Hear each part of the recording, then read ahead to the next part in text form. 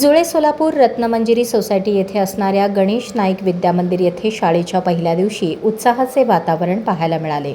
याप्रसंगी विद्यार्थ्यांचे स्वागत फुलांच्या पाकळ्यांनी करण्यात आले। तसेच त्यांच्या स्वागतासाठी आणि पाहुण्यांच्या स्वागतासाठी लाल पायघड्या घालण्यात आल्या होत्या। याप्रसंगी शाळेच्या वतीने मोफत पाठ्यपुस्तक वाटपाचाही कार्यक्रम घेण्यात आला।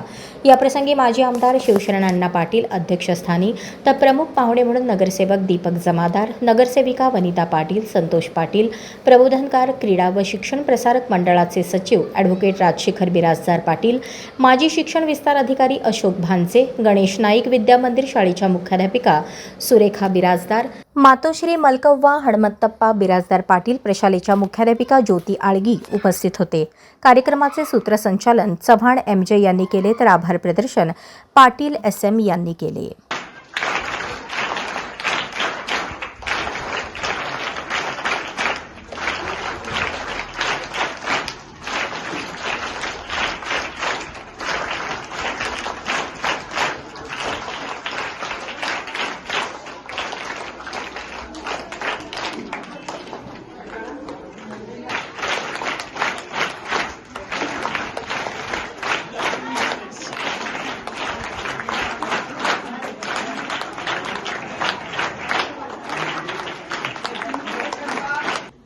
ते माझ्यामुळे तरी भाषण केला ते बघायचं।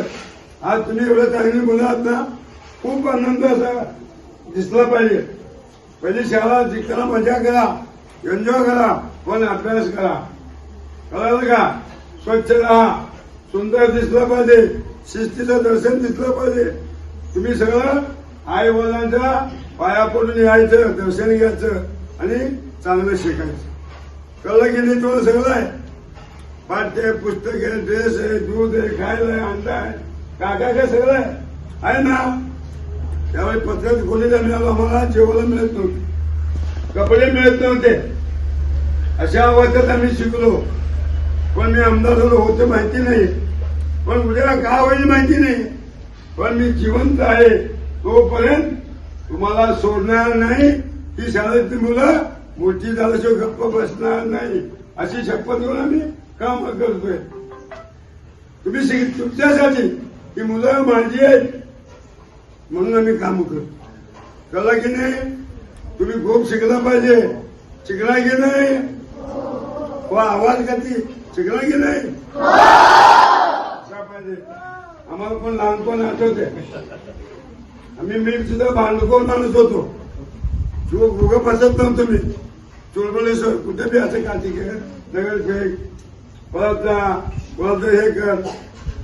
मग आता चांगलं झालं, चांगलं दिसतो ना, पण राग पण भरपूर आहे, शिस्त पाहिजे मला।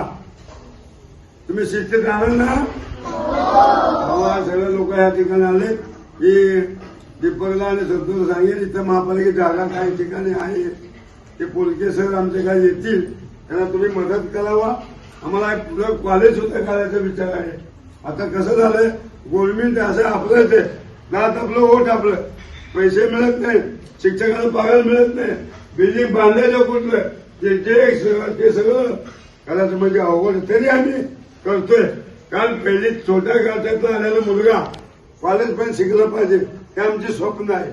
ते स्वप्नासाठी तुम्ही पूर्ती करायचं, हे माझ्यासाठी नसून त्या भागातल्या सोलापूरच्या पालकांच्या मुलासाठी, आमच्या मुलासाठी ते करायचं आहे। त्याला सहकार्य करावं, तुम्ही करा।